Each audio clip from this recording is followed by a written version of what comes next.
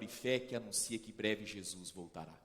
Que Deus abençoe a sua disposição e decisão de estar aqui na casa dele nesta manhã. A você que está nos assistindo agora ou no futuro, que a mensagem através da palavra do Senhor possa fazer bem a você e a sua família. Queridos, na semana passada, enquanto daqui eu falava, houve uma cena, uma situação na igreja que me chamou a atenção, mas que eu não encontrei contexto para abordá-la, para falar sobre ela. Enquanto eu pregava aqui, atrás daquela câmera havia um adolescente operando a câmera, mexendo ela para lá e para cá, à medida que daqui eu pregava. E particularmente aquilo me tocou. Porque o lugar para um adolescente estar na igreja, além dos bancos, é servindo a igreja também. Nesta semana, se você der uma olhadinha para trás, você percebe que ali tem 3 adolescentes servindo a nossa igreja no Ministério da Mídia. E eu louvo ao nome de Deus por esses que estão ali, pelos demais que servem nos outros ministérios da igreja. Que as nossas crianças e os nossos adolescentes possam não apenas estar, mas aprender a servir a casa do Senhor também. Eu queria fazer um pedido especial aqui. Se você é pai ou mãe de uma criança, de um adolescente, que nesse momento do culto, ele esteja dentro da igreja com você, seria melhor se ele estivesse do seu lado, mas que você cheque se ele está aqui dentro da igreja nesse momento. Geralmente o Eduardo que está aqui, ele fica ali atrás, ele fica ali na porta, na recepção, cuidando para que pessoas não saiam indevidamente e outras não entrem indevidamente. E nesta semana nós estávamos falando, e eu não acho justo de forma nenhuma o Eduardo estar ali sozinho, sábado após sábado. E grande parte da preocupação tem que ver com aqueles que ficam para fora da nave. Por isso você pai, você mãe, que o seu filho e a sua filha estejam junto de você ou ao menos aqui dentro da nave. Se o teu filho, a tua filha não está com você ou não está dentro da nave, eu peço gentilmente que você vá buscá-lo aonde ele está e traga ele aqui para dentro da casa do Senhor. Especialmente pela criação do hábito, o aprendizado da postura, mas sobretudo, para que ele tenha o direito e o acesso de escutar a palavra de Deus nesta manhã. Que Deus te abençoe. Eu vi nesta manhã muitos amigos que estão nos visitando também.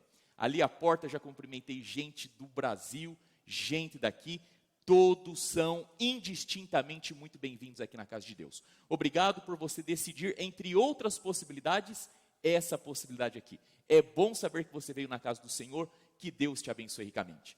Nesse mês de dezembro, nós estamos estudando sobre o maravilhoso Cristo. E eu fico muito feliz por poder falar sobre Jesus, até porque o centro da fé cristã é sobre Cristo. Falar sobre Jesus não é algo difícil, ao contrário, é algo fácil, porque o personagem, o Deus encarnado, Cristo Jesus, o que não lhe falta são coisas boas, extraordinárias, para a gente olhar e pregar através da palavra do Senhor. Na semana passada eu falei sobre Cristo Jesus à luz e à perspectiva do Antigo Testamento, encontrando Jesus no Antigo Testamento. Não que ele esteja perdido ali dentro, mas por vezes numa leitura rápida e superficial ou tendenciosa, nós temos dificuldade de encontrar o personagem Cristo na palavra do Senhor. Nesta manhã nós vamos estudar sobre Cristo Jesus à luz do Novo Testamento. E o que o Novo Testamento tem a falar sobre Jesus. E você já deve ter percebido que o Novo Testamento ele abre o seu caminho até Cristo através de um evangelho chamado Mateus. Depois de Mateus você tem Marcos, depois você tem Lucas e você tem João. Por que 4 evangelhos falando do mesmo indivíduo? Obviamente, cada um dos escritores apresenta Jesus para uma audiência específica e com um propósito específico. E nesta manhã, nós vamos ler Jesus, ou entender Jesus, à luz de João. Eu quero convidar você a vir comigo para a Bíblia, para o livro de João, capítulo 5. Livro de João, capítulo 5. João é um dos 4 evangelhos sinóticos, é o último entre os 4, leva esse nome porque o seu autor, o seu escritor foi João. E um dado interessante sobre o evangelho de João: embora Apocalipse seja o último livro da Bíblia, Apocalipse não foi o último livro escrito da Bíblia. O último livro escrito da Bíblia foi o Evangelho de João, que foi escrito por volta do ano 90 a 95, lá na cidade de Éfeso, pelo apóstolo João. E a gente vai ler dos versos 17 até o verso de número 24. Quero convidar você a abrir e ler comigo e manter a sua Bíblia comigo. Livro de João, capítulo 5, do verso 17 até o verso 24. E nós lemos assim na palavra do Senhor. Mas ele lhes disse: meu pai trabalha até agora, e eu trabalho também. Por isso, pois, os judeus ainda mais procuravam matá-lo, porque não somente violava o sábado, mas também dizia que Deus era o seu próprio pai, fazendo-se igual a Deus. Então lhes falou Jesus: em verdade vos digo, que o filho nada pode fazer por si mesmo, senão somente aquilo que vir o pai, porque tudo que este fizer, o filho também semelhantemente o faz. Porque o pai ama o filho, e lhe mostra tudo o que faz, e maiores obras do que estas lhe mostrará, para que vos maravilheis. Verso 21. Pois assim como o pai ressuscita e vivifica os mortos, assim também o filho vivifica aqueles a quem quer. E o pai a ninguém julga, mas ao filho confiou todo o julgamento, a fim de que todos honrem o filho do modo como honra o pai. Quem não honra o filho, não honra o pai que o enviou. Em verdade vos digo que quem ouve a minha palavra e crê naquele que me enviou, tem a vida eterna. Não entra em juízo, mas passou da morte para a vida. Queridos, se nós pudéssemos sintetizar ou alcançarmos a tese do livro de João, do Evangelho de João, nós descobriríamos que a tese central do livro de João tem que ver com a divindade de Jesus. João escreve todo o seu livro para mostrar que aquele indivíduo, Jesus Cristo, Nazareno, Galileu, filho de Maria e João, ele não era apenas um homem bom ou dotado com bons e grandes poderes. Mais do que ser 100% humano, ele também era 100% divino. Em Cristo Jesus, nós tínhamos a completude da humanidade e nós tínhamos a totalidade da divindade. E se você crer em Jesus e nas suas palavras, você alcança a salvação. É essa basicamente a premissa, a tese do livro de João. Na semana passada eu falei para você sobre a importância e a necessidade do conhecimento de Cristo. Disse que o primeiro passo na vida é nós conhecermos a Cristo, porque conhecendo nós iremos amá-lo, amá-lo nós iremos obedecê-lo, obedecendo nós iremos proclamá-lo. Mas eu gostaria de trazer mais uma razão pela qual nós devemos conhecer a Cristo apropriadamente. Queridos, se você ouvir ou pregar de maneira equivocada, ou um Cristo que não é o Cristo da Bíblia, você está causando com isso um curto-circuito na verdade. E nesse caso, a verdade, ela tem implicações para essa vida e para a vida eterna. Ou seja, a importância de nós conhecermos a Cristo de forma verdadeira é a implicação direta que esse conhecimento da verdade tem que ver com a minha vida aqui, mas sobretudo com a minha salvação. Agora veja, na semana passada eu disse para você também que nós vivemos em tempos estranhos, tempos de ceticismo e de incredulidade. Isso não é novo, Herol. Isso já começa inclusive nos próprios dias de Jesus, porque enquanto Jesus ainda estava aqui, um grupo, uma comunidade, líderes judaicos já jogavam sombras sobre a vida e o ministério de Jesus. Eles já eram incrédulos, céticos com relação ao ministério e obra de Cristo Jesus aqui. E quando nós lemos evangelhos, nós percebemos que esses indivíduos, ao se retratarem a Jesus, chamavam a Jesus de samaritano, querendo colocar-lhe a pecha de ser um pária.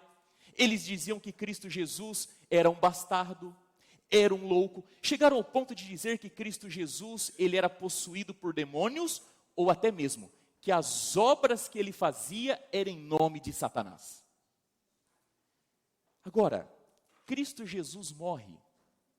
No primeiro século ainda, após a morte de Jesus, eles insistiam em falar sobre Cristo Jesus. Diziam que Jesus tinha feito mágicas, diziam que Jesus Cristo tinha vivido uma vida um tanto quanto ridícula e que as suas palavras não eram mais do que alegorias banais e comuns. No entanto, imagino que em contexto de ceticismo e incredulidade, o qual nós estamos inseridos, talvez você, dentro às vezes do seu círculo familiar, no seu trabalho, na escola onde você estuda, com os amigos, em algum momento a sua fé em Cristo tenha sido confrontada. Quando se confronta a sua fé em Cristo, qual deveria ser a tua abordagem a isso? Quando pessoas te arguirem sobre a sua fé, sobre a sua crença na pessoa de Jesus, por onde começar? Queridos, o melhor começo é sempre pelas palavras do próprio Cristo Jesus a respeito de si mesmo. E o que nós acabamos de ler aqui são palavras do próprio Cristo falando sobre si mesmo. E quando Jesus fala sobre si mesmo, ele coloca a seguinte credencial: eu sou verdadeiramente, legitimamente e completamente Deus. Ele não deixa dúvidas. Jesus Cristo, ele diz que ele é plenamente, completamente e legitimamente Deus. E Jesus dá muitas evidências textuais sobre isso, porque ao longo da sua vida, Jesus diz ter controle sobre a vida, sobre a criação e sobre a morte. Jesus Cristo, ele diz que ele está em posição de, inclusive, ouvir e atender orações, dar ordem para os anjos. Jesus Cristo, ele aceita vários títulos como Senhor, Salvador, Messias, Filho do Homem, Filho do Rei, Filho de Deus. Quando muitas vezes Jesus mesmo traz para si o título de Iavé, concebido a Deus o Pai. Jesus Cristo, mais do que isso, se coloca na condição de receber obediência, adoração e louvor. E finalmente, Jesus Cristo diz ter a prerrogativa de perdoar pecados, atributo exclusivo de Deus, e fala a respeito de si mesmo: eu sou o grande eu sou. Dessa forma, Jesus não deixa dúvida nem espaço nenhum para qualquer possibilidade da negação da sua divindade.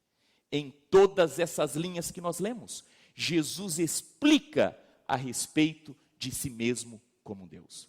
Mas agora veja, quando a gente lê esse texto aqui, a gente precisa de entender dentro do contexto que ele está.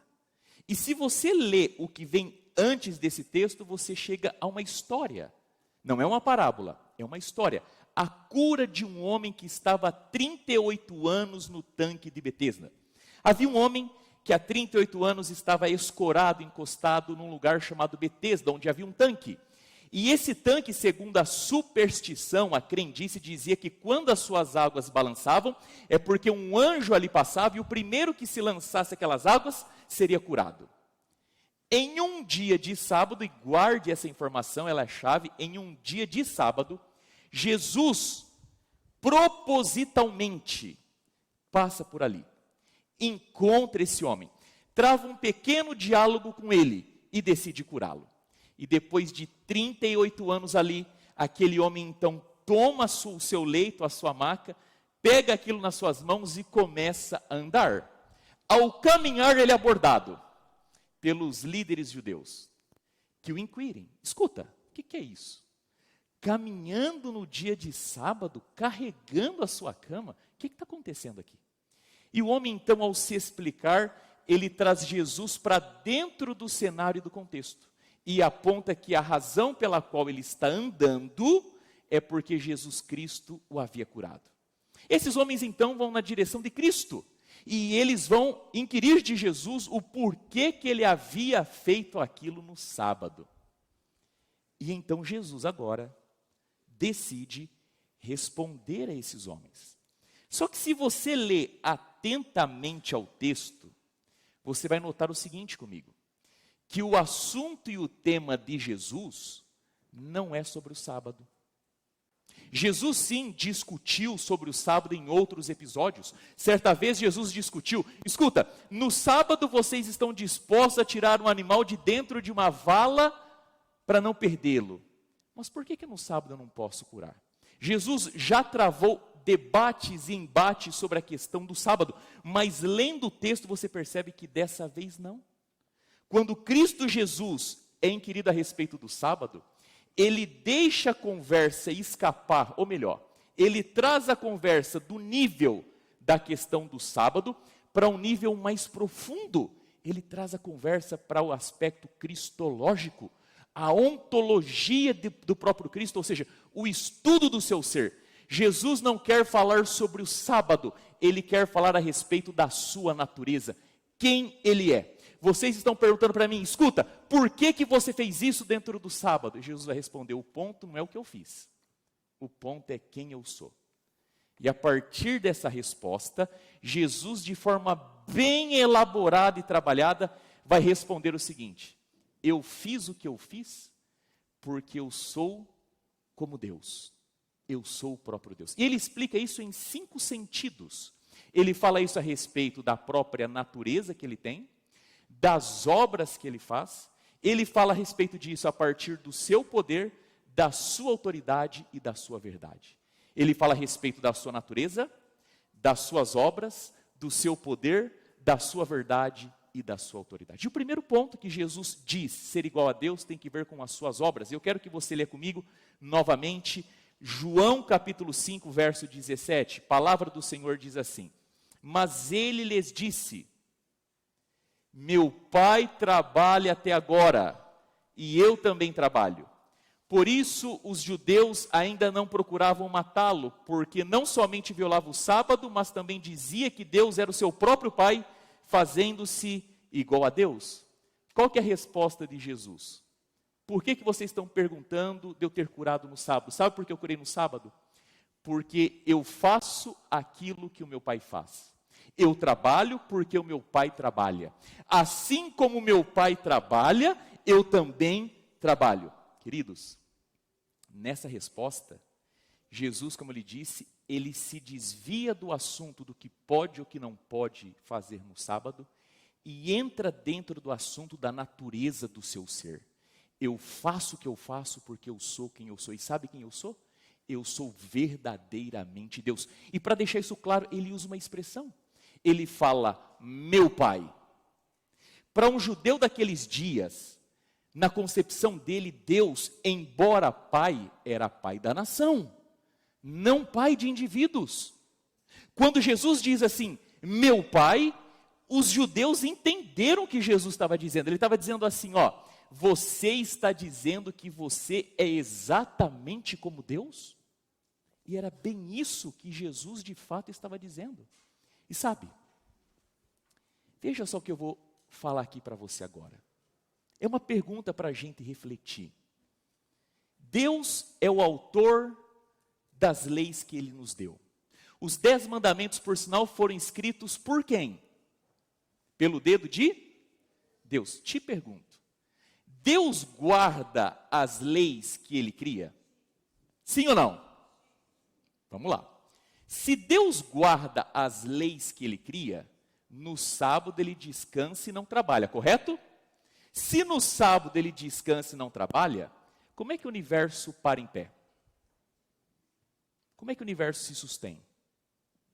Como é que as coisas todas funcionam e operam no sábado como nos outros dias? Porque a Bíblia diz para nós que todo o universo, ele é sustentado por quem? Por Deus. Se Deus guarda o sábado, como que no sábado o universo opera e trabalha? E essa era uma questão que os judeus lidavam.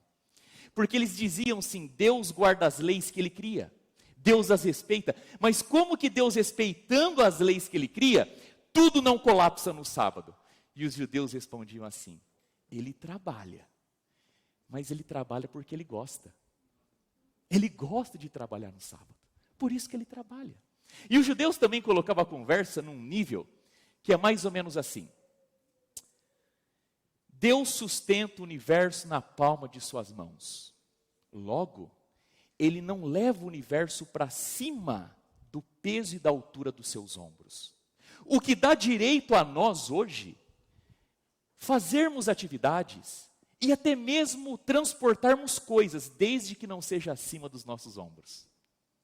Uma outra situação que isso trazia de implicação: nós podemos carregar coisas dentro da nossa casa? Sim. Dentro da sua casa você pode carregar o que você quiser, porque está dentro da sua casa. Porque Deus, no sábado, Ele trabalha. Ele trabalha dentro da sua casa, que é o universo. Agora veja, você não pode transportar coisas para a casa de um outro, porque Deus não sai do universo que Ele criou a fim de trabalhar. Jesus Cristo, percebendo toda essa situação, tira a atenção do contexto de sábado e diz assim: eu trabalho porque o meu Pai trabalha. E o meu Pai no sábado, sim, Ele guarda a sua lei, mas Ele também guarda a sua graça, a sua misericórdia, a sua bondade, a sua compaixão. No sábado, como nos demais dias da semana, Ele também é santo. No sábado sim chove, no sábado nasce o sol, no sábado o vento sopra, e no sábado sim Deus continua sendo santo. Inclusive no dia de sábado Deus usa o tempo a fim de redimir, restaurar, curar e trabalhar pelo bem da humanidade. E se o meu Pai faz, eu também faço, porque eu sou como o meu Pai, eu sou Deus. E essa expressão, filho de, era usado dentro do contexto para dizer assim: olha, se eu sou filho de, eu sou da mesma natureza, eu sou igual. E os líderes judaicos, ouvindo isso, percebiam claramente que Jesus estava se colocando, sem dúvida, na condição de Deus. Acontece, queridos, que quando a gente lê o verso de número 16, a gente começa a perceber que eles já começam, por isso agora, tentar perseguir a Jesus. Se você vai para o verso 18, o texto está dizendo que agora eles querem matá-lo, porque já não basta a transgressão do sábado, ele se diz como Deus. Mas se você vem comigo para o verso de número 19 e 20, você vê que Jesus diz que ele é igual ao Pai. Por quê? Porque ele faz as mesmas obras também. Então Jesus lhes falou: em verdade vos digo, que o Filho nada pode fazer por si mesmo, senão somente aquilo que vir fazer o Pai, porque tudo que este fizer, o Filho também semelhantemente o faz. Porque o Pai ama ao Filho e lhe mostra tudo o que faz, e maiores obras do que estas lhe mostrará, para que vos maravilhareis. O texto está dizendo o seguinte: que Jesus Cristo não age de modo independente do seu Pai. Tudo aquilo que o Pai faz, Cristo faz. Existe uma sintonia de agenda. A agenda do Pai é a agenda do Filho. Existe concordância nas tarefas, no propósito, na missão, nas atitudes. O Filho não age de forma separada. O Filho não age por si mesmo. Embora o Filho seja um ser autônomo em si mesmo, ele faz questão de se conectar com a agenda do Pai. E tudo aquilo que ele vê o Pai fazendo, ele também faz. Isso por duas razões. Primeira razão, porque foi dado ao Filho o mesmo conhecimento que há no Pai. Desde a eternidade para trás, para a eternidade para frente, tudo aquilo que o Pai sabe, o Filho também sabe. Deus não velou o Pai nenhum tipo de conhecimento ao Filho. Tudo é revelado ao Filho. Aquilo que o Pai sabe, o Filho também sabe. Ou seja, Jesus Cristo, querido, ele não se coloca como um representante de Deus. Jesus Cristo é o próprio Deus. Jesus Cristo não é um Deus, ele é o Deus. Jesus Cristo não está um degrau abaixo do Pai, ele é igual ao Pai. Jesus Cristo não é um Deus que está faltando ou precisando de alguma coisa, ele tem tudo que o Pai faz, e tudo aquilo que o Pai sabe, ele sabe. Mas sabe qual é a segunda razão porque Jesus faz tudo de acordo com a vontade do Pai? Porque as obras de Jesus são as mesmas obras do Pai. Escuta o que eu vou lhe dizer, isso é importantíssimo. Você já ouviu em algum lugar que você é a coisa mais linda de Deus? Você já ouviu em algum lugar que Deus morreu na cruz por amor a você? Sabe, queridos, existem afirmativas que são verdadeiras, mas elas não traduzem o todo da realidade. A grande verdade é que no centro ou no coração da redenção, não está o amor por mim, o amor por você, o amor por nós pecadores. No centro e no coração do plano da redenção, não está o amor por mim, por você o amor pelos pecadores. No centro, no coração da redenção, está o amor do Pai pelo Filho. É esse amor infinito, é esse amor inesgotável entre a Trindade que permitiu a construção e execução do plano da salvação que alcançou a mim e a você. Porque é à medida que o Pai ama o Filho, que Ele doa todo o seu amor pelo Filho. É à medida que o Filho ama o Pai, que Ele responde ao Pai em obediência. É à medida que o Pai ama o Filho, que Ele decide entregar o Filho em plano e em prol da redenção dos seres humanos. E em prol do amor que o Filho tem pelo Pai, que o Filho decide obedecer ao Pai e se fazer sacrifício por mim e por você. O primeiro princípio de amor não é amor por quem peca, mas é o amor eterno e imutável dentro da Trindade. Dessa forma, Cristo Jesus diz claramente que tudo aquilo que Ele faz por amor ao Pai. E quais são ou seriam essas maiores obras que Jesus diz que nós veríamos? Nós já vimos Jesus curar, já vimos Jesus pregar lindos sermões que cruzaram os séculos, mas Jesus diz que para além dessas obras, nós veríamos o Filho ressuscitando e julgando. Queridos, enquanto os líderes judaicos estão ouvindo isso, talvez a gente não consiga captar a força do episódio, mas eles estão olhando para um homem simples, normal, comum, cabelos como de qualquer outro, pele queimada pelo sol, roupa simples, sandálias, sujo pela poeira. Eles estão olhando para um indivíduo que não tem beleza e formosura e que se parecia com qualquer outro. E esse indivíduo está falando que ele é Deus. Deus a ponto de saber tudo que o Pai sabe, de amar como o Pai ama, de ressuscitar e de julgar.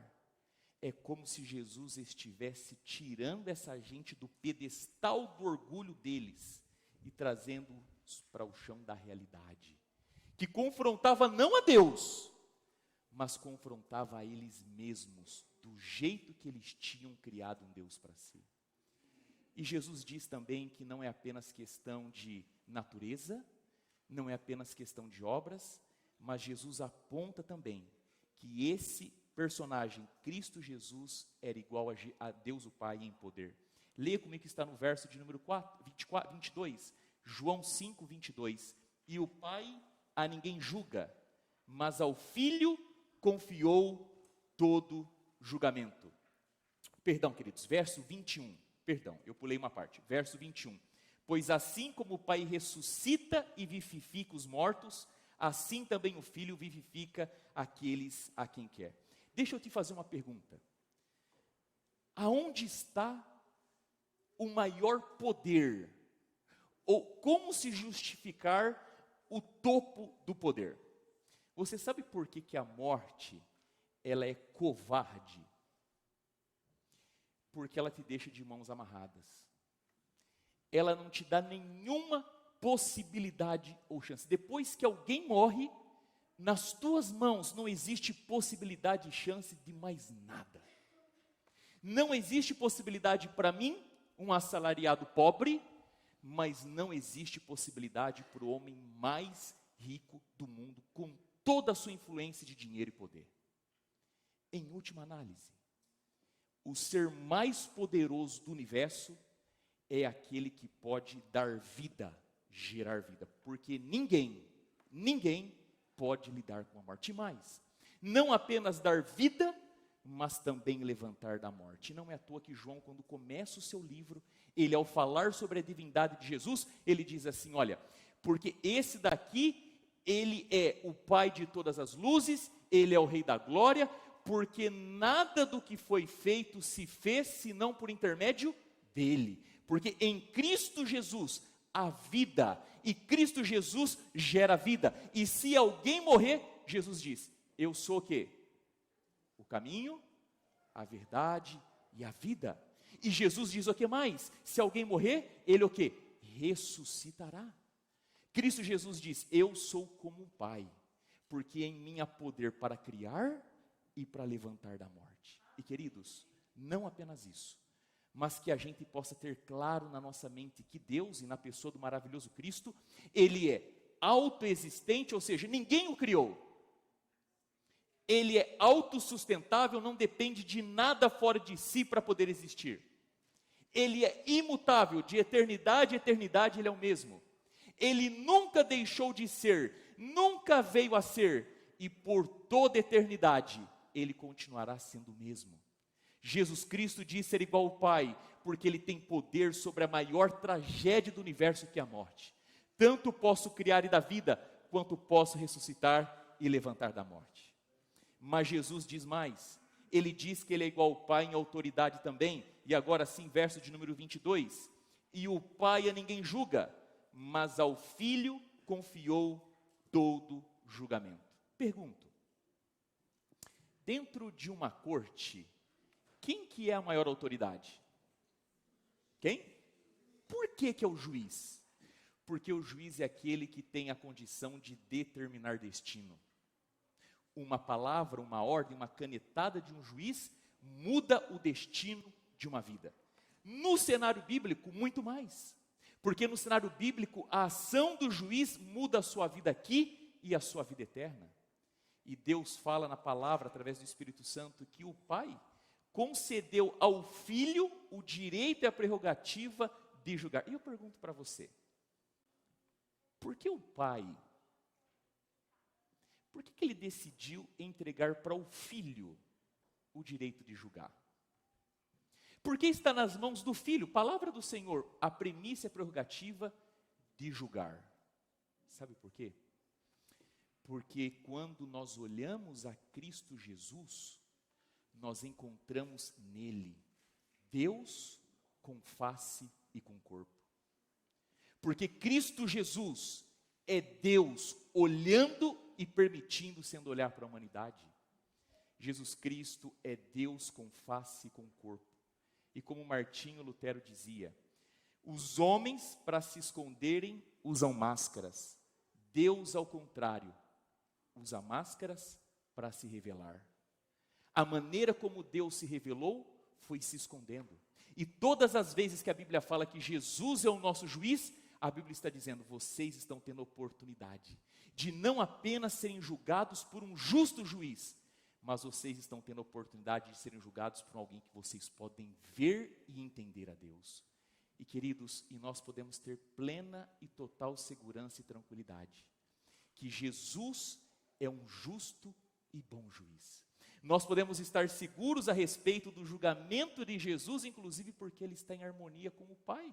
E o amor do Pai está no Filho, e o Filho nos julga com amor. E finalmente, Jesus se diz igual a Deus em verdade. Verso de número 24.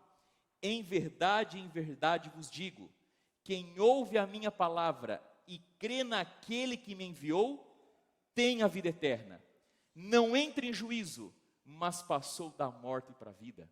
Então Jesus diz assim, olha, eu e o Pai somos um. Quem vê a mim, vê o Pai. Por quê? Porque nós temos a mesma natureza. Fazemos as mesmas obras. Nós dois juntos, de alguma forma, temos o mesmo poder. Nós também temos a mesma autoridade e nós falamos as mesmas coisas. Quem ouve a mim, está ouvindo as palavras do Pai. E nesse caso, a palavra ouvir e acreditar está em justa posição. Elas podem ser substituídas uma pela outra. Porque se você ouve, mas não acredita, isso não tem efeito nenhum na sua vida.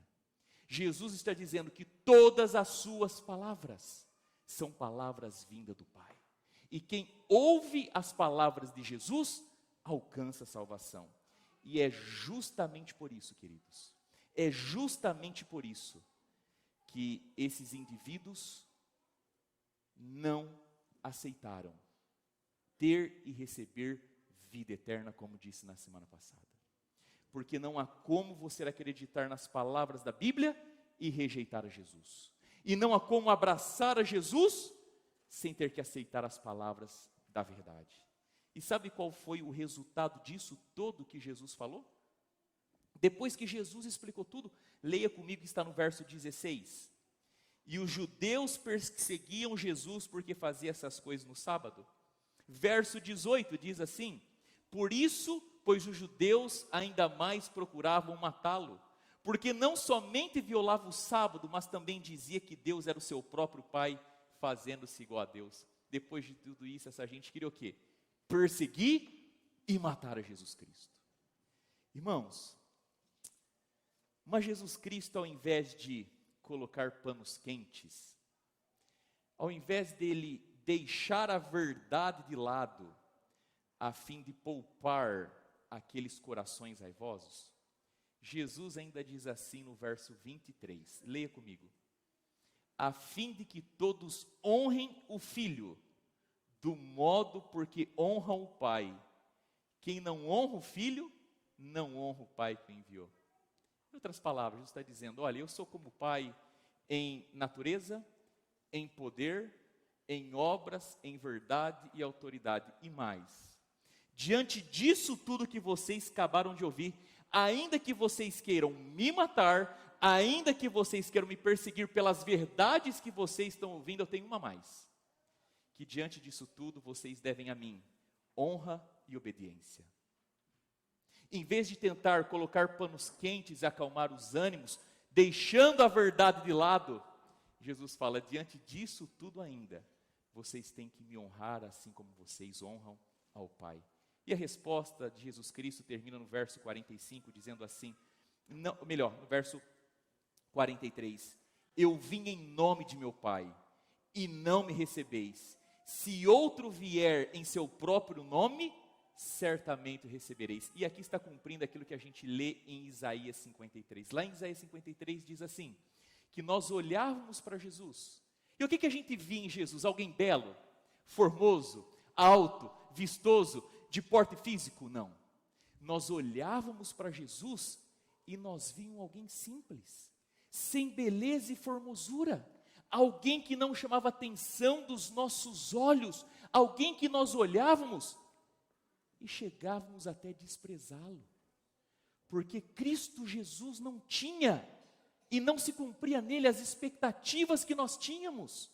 Ele veio aqui sem exército, ele veio aqui sem autoridade, ele veio aqui e ele se colocou no chão da realidade e andou entre nós, e a gente olhava para Jesus e dava até vontade de não olhá-lo. A gente olhava para Jesus, dava vontade de virar o rosto, porque quando a gente olhava para Jesus, a gente não via nele o Deus que a gente projetou para nós mesmos. E aqui se cumpre: eu vim, mas vocês me rejeitam. E queridos, ao final de tudo eles concluem todas as coisas, menos a verdade. E justamente é por isso que eles não serão perdoados.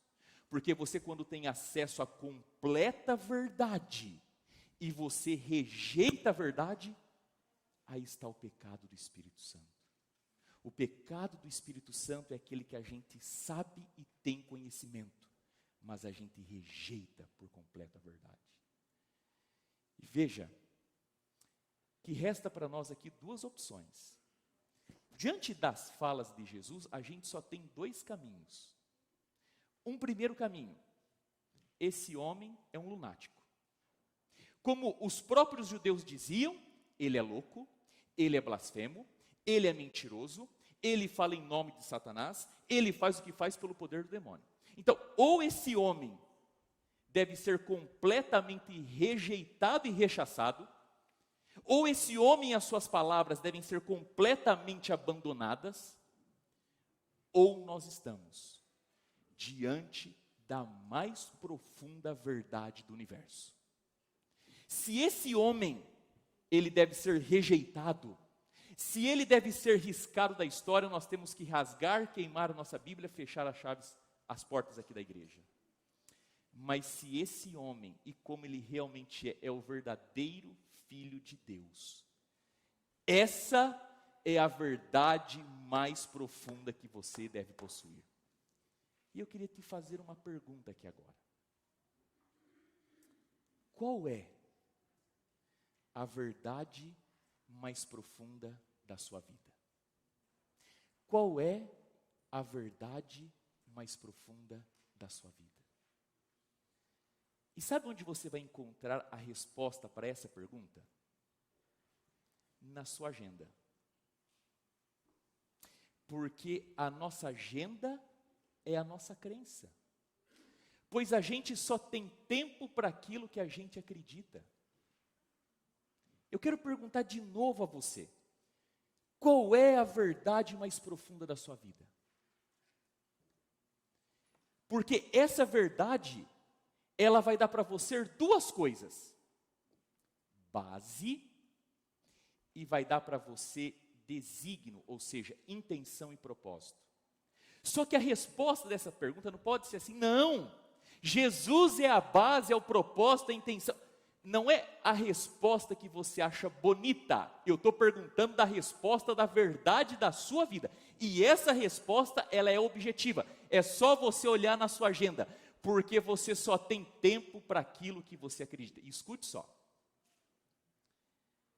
Se você disser para mim, ou para você, que Jesus é a verdade mais profunda da sua vida, mas na sua agenda existe mais tempo para outras coisas do que para Jesus, ainda que a resposta dos seus lábios seja bonita, na prática da vida, ela não é genuína.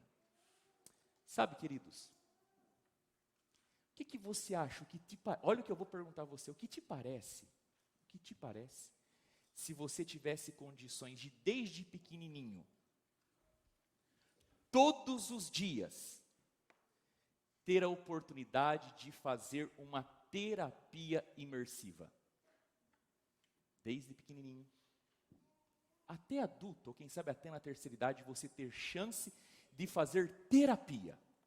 Uma terapia imersiva, alguma coisa que você mergulha realmente, que você entrega o teu cérebro para que ele possa ser trabalhado. Quais seriam os efeitos disso? Já pensou? Desde pequenininho, até lá na idade da terceira idade, terapia profunda. Abrir o cérebro para o cérebro ser trabalhado. Vou te dizer que é exatamente isso que a gente faz. Cada vez que a gente vai para a televisão e a gente assiste novela, que a gente assiste um episódio de um seriado ou um filme, a gente está fazendo uma terapia imersiva. Pastor, não assisto mais novela. Mas eu trouxe o tema porque, infelizmente, na cultura brasileira, década de 80, 90, primeira década desse período, o brasileiro acompanhava Vale a Pena Ver de Novo. Oh, é verdade? Malhação, novela das 7, novela das 9 e as minisséries. E quantos de nós, enquanto queridos amigos e irmãos católicos, lá no centro da sala tinha um santo que eles reverenciavam, nós reverenciávamos fielmente no horário certo a novela que entrava na nossa casa. Queridos, pastor, novela não existe mais. Sim, eu concordo com você, novela não existe mais. Aí a gente entrou para um outro negócio, deixa eu passar aqui, que são os seriados, os episódios. E, ao que parece, quando você entra num seriado, parece que todo episódio termina de um jeito que você tem que ir para o outro. E a gente tem um termo para isso, né? É maratonar, não é? Vou maratonar. Está lá, maratonando. E talvez a gente não assista muito mais seriado, mas a gente tem o quê? Os filmes. E deixa eu só dar um dado interessante para você aqui. Em 2007, foi passado lá no Brasil o filme de maior bilheteria do Brasil de todos os tempos. Esse daqui, Capitão Nascimento, com o Tropa de Elite, né? E talvez a hora que eu falei aqui, já veio uma música na sua cabeça do filme. Sabe que no ano 2007, depois que o filme explodiu, lá no BOPE, no Rio de Janeiro, quando abriu as primeiras inscrições para recrutar novos soldados, as inscrições cresceram em 1.160%. Todo mundo querendo ser Capitão Nascimento. Mas isso, como pano de fundo, retrata o quê? Que as novelas, as séries, os vídeos vão dominando a nossa percepção de realidade. E sabe, tudo aquilo que a gente coloca diante dos nossos olhos, no sentido de assistirmos, é terapia. Porque as verdades que são apresentadas ali, ou melhor, as mensagens apresentadas ali, estão dentro de um ambiente controlado, de um produto controlado. Não vem para a gente de forma como a cultura é colocada gradativamente. De repente, quando você percebe, apareceu. Você viu, você ouviu, sem contexto e explicação, é uma verdade imposta, é assim. E se está faltando aqui um argumento para embasar o que eu estou falando, eu gostaria de voltar aqui os slides agora. Por favor, pode voltar? Eu gostaria de falar de uma pesquisa interessante. Ok. Uma pesquisa que eu tirei essa informação da BBC, que diz que estudo do Banco Interamericano de Desenvolvimento relaciona novelas a divórcios no Brasil. Vamos lá. Segundo os autores do estudo, Albert Chong e Eliana LaFerrara, a parcela de mulheres que se separam ou divorciaram aumenta significativamente depois que o sinal da Globo se torna disponível nas cidades do país. Além disso, a pesquisa descobriu que esse efeito é mais forte em municípios menores, onde o sinal é captado por uma parcela mais alta da população. Esse estudo está dizendo o seguinte, que geralmente, em cidades onde não se tinha acesso à televisão por conta do sinal, quando chega o sinal e as pessoas começam a assistir, começa a aumentar o número de divórcio. Um outro dado, pode passar por favor? Diz assim: foram analisadas 115 novelas transmitidas pela Globo entre 65 e 99. Nelas, 62% das principais personagens femininas não tinham filhos e 26% eram infiéis a seus parceiros. Queridos, e às vezes nós não nos damos conta o porquê na fase adulta a gente precisa de terapia. O porquê na fase adulta, e deveríamos ser maduros, ainda somos tão imaturos. E às vezes a gente não se dá conta porque nós temos tantos problemas de relacionamento envolvendo o esposo, a esposa, os filhos, os irmãos da igreja, no trabalho. Porque quem sabe nós passamos a vida inteira fazendo terapia na frente da televisão. E hoje ainda somos assediados por essa coisa toda que está diante de nós. E quanto mais terapia a gente precisa, talvez fica mais evidente o quanto de terapia a gente está fazendo, só que no lugar errado. E eu perguntei para você, qual é a verdade mais profunda da sua vida? E a resposta a essa pergunta está na sua agenda. Pois se na sua agenda existe e tem sido dado mais tempo para a televisão, para o computador, para o tablet, do que para Jesus, Jesus efetivamente não tem sido a verdade mais profunda da sua vida. Eu quero aqui abrir meu coração agora, especialmente aos pais. E queridos, eu não obrigo ninguém a me entender. E talvez é o tipo de assunto que só quem é pastor sabe o que se passa dentro da gente. Quando nós temos que lidar com um clamor desesperado de um pai e de uma mãe para fazer alguma coisa pelo filho.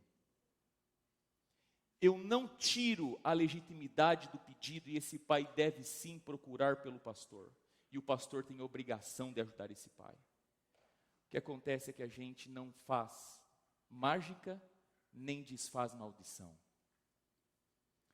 Eu ando sábado após sábado nas classes de escola sabatina dos pequenos. E alguma coisa que me entristece e me chateia, é ver a apatia, não de todos, jamais, de alguns dos nossos filhos em relação ao estudo da lição da escola sabatina.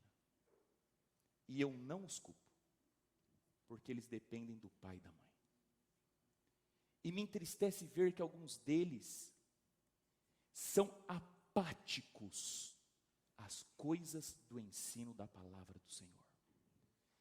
E sabe o que mais me entristece? Quando eu era criança, eu não sou diferente de nenhum deles, e muito menos os meus pais, diferente de vocês. Quando eventualmente, por um acidente ou por uma exceção, a gente não estudava a lição da escola sabatina, a gente ficava pensando o que ia responder. O que a gente vai falar quando perguntar? Porque mentir não pode, mas a verdade também, falar que não estudou. Hoje, algumas crianças com um sorriso no rosto dizem que não estudaram. Algumas já têm a justificativa, não tive tempo. Já mostrando o indício da vida e da explicação por imitação. Porque geralmente não ter tempo é resposta nossa de adultos. Querido pai, querida mãe, menos Facebook, mais Facebook. Querido pai, querida mãe, menos Facebook, mais Facebook. Quando Jesus Cristo voltar, Ele não quer saber ou me perguntará, por exemplo, do meu espectro político.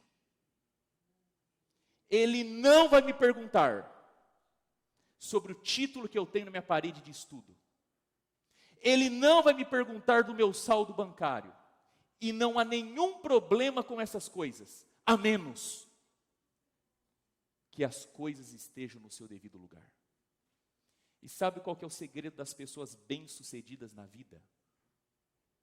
Elas fazem o básico da melhor maneira possível e fazem isso constantemente. E eu estou chamando você, pai e mãe, para você, por favor, em nome de Jesus, pegar o seu filho, a sua filha e estudar a lição com ele. E eu me envergonho de fazer esse pedido, porque é o mesmo que chegar para um matemático e pedir para ele decorar a tabuada. É coisa que a gente não deveria estar mais falando, principalmente por viver no tempo que nós vivemos. E eu estou perguntando para você nesta manhã, qual é a verdade dominante da sua vida? Olha esse texto da senhora Ellen White, sobre o próprio Cristo, sobre Jesus, o nosso Senhor. Ela diz assim na Ciência do Bom Viver, na página 18. Jesus carregava o grande peso de responsabilidade da salvação dos homens. Ele sabia que a menos que houvesse da parte da raça humana decidida mudança nos princípios e desígnios, tudo estaria perdido. Esse era o fardo da sua alma, e ninguém podia avaliar o peso que sobre ele repousava. O texto não está dizendo que Jesus tinha medo de falhar na cruz. O texto não está dizendo que Jesus tinha medo do plano não se cumprir. Jesus sabia que o que dependia dele e do Pai iria acontecer, mas ainda que a salvação seja inteira pela graça, Jesus tinha medo de, diante da nobreza do plano da redenção, ainda as coisas não darem certo. E por quê? Por culpa dele? Não. Pela condição dos nossos princípios e desígnios. Sabe o que significa a palavra princípios? Base. Sabe o que significa a palavra desígnios? Intenção e propósito. Qual é a base da sua vida?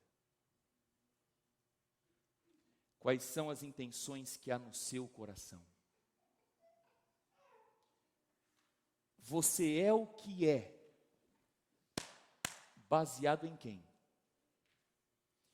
você faz o que faz, por qual intenção?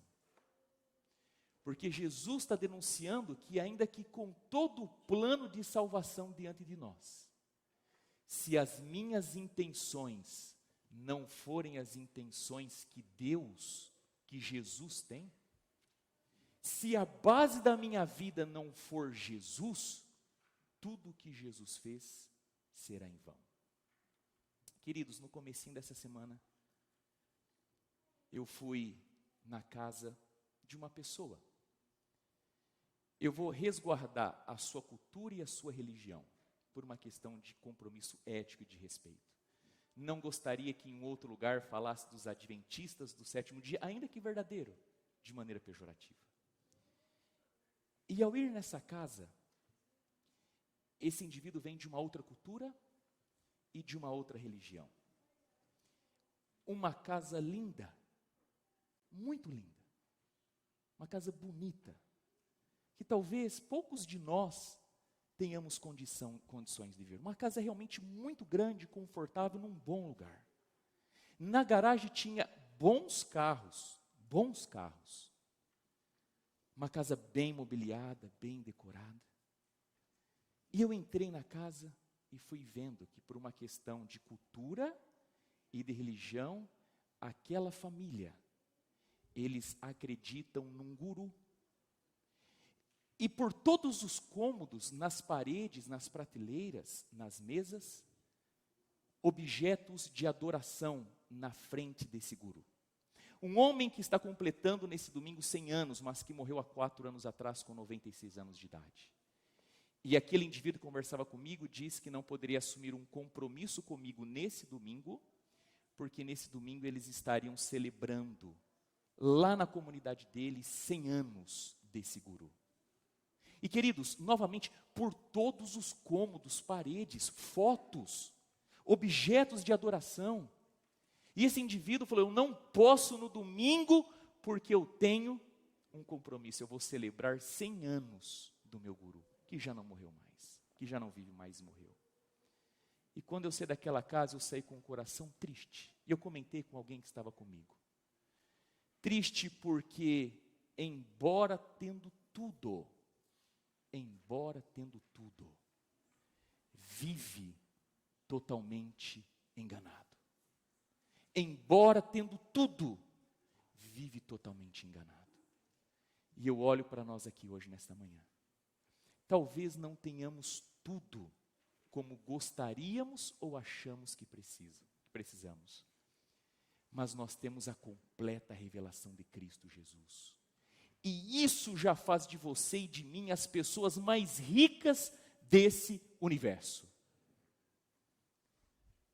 O fato de conhecermos Jesus no Antigo e no Novo Testamento, ainda que sejamos como o próprio Cristo, pequenos e insignificantes, sem exército, sem autoridade, ainda que a gente viva nessa terra, como se os outros, ao olharem para nós, desviassem o olhar, nós somos as pessoas mais ricas do universo, porque nós temos a verdade fundamental de todas as verdades, que Jesus Cristo, o homem galileu que andou aqui, que passou por aquela cruz e ascendeu aos céus, ele é verdadeiramente Deus, e de tantos, ele decidiu se revelar a você. Por isso, queridos, nesta manhã, eu quero novamente convidar você a entrar num compromisso, num acordo de estudo da palavra do Senhor. A você deixar que a verdade fundamental da sua vida, Cristo Jesus, ela seja a sua base. Que a terapia da nossa vida comece com o estudo da Bíblia. Que a terapia para a nossa alma comece com oração genuína, com consagração. Que os propósitos e os desígnios do nosso coração, que as nossas intenções para com aquilo que a gente faz, para com aquilo que a gente fala, na maneira como nós nos relacionamos, sejam todas aprovadas por Cristo Jesus. Que nós possamos buscar a mesma natureza do Filho. Que nós possamos buscar em Cristo Jesus poder dos céus. que a verdade de Jesus seja a verdade dos nossos lábios, que a autoridade de Cristo Jesus seja sujeitada ou seja obedecida pela nossa vida. E queridos, que de forma final, Cristo Jesus seja tudo para todos nós. Que Deus nos abençoe. Senhor nosso Deus e nosso Pai, em nome de Cristo Jesus, em nome do Rei do Universo, permita-nos e ajuda-nos a termos em Cristo o Rei e o centro da glória, o centro da nossa vida e do nosso coração. Santo e bom Deus que estás nos céus, a verdade mais profunda do universo deveria ser a verdade mais profunda da nossa vida. Que Cristo, sendo Deus, se fez homem. E ao se fazer homem, Ele decidiu, por amor e obediência ao Senhor, nos salvar dos nossos pecados. Querido Pai, em nome de Cristo Jesus, que a base da nossa vida seja o senhorio do próprio Cristo. Que as intenções e as motivações e os propósitos do nosso coração sejam sondados pelo Senhor, aprovados pelo Senhor. E que toda essa busca que Cristo sempre teve de trabalhar na mesma agenda do Senhor, na mesma vontade do Senhor, do mesmo modo e usando os mesmos meios, seja da nossa vida.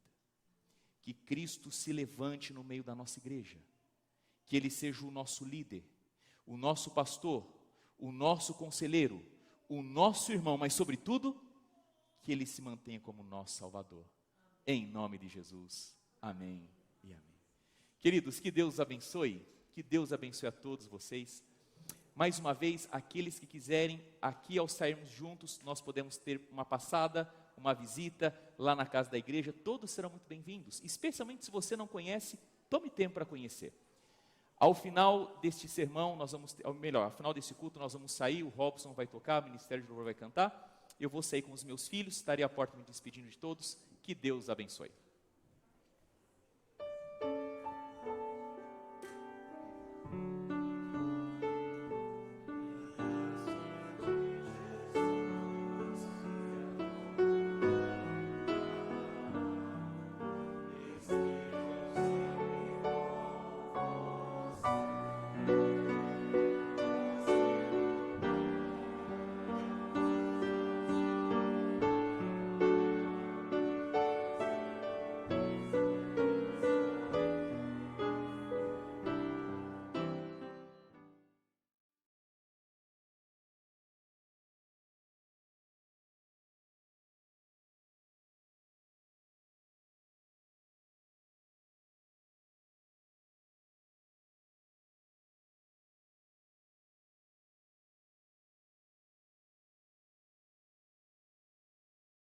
Thank you.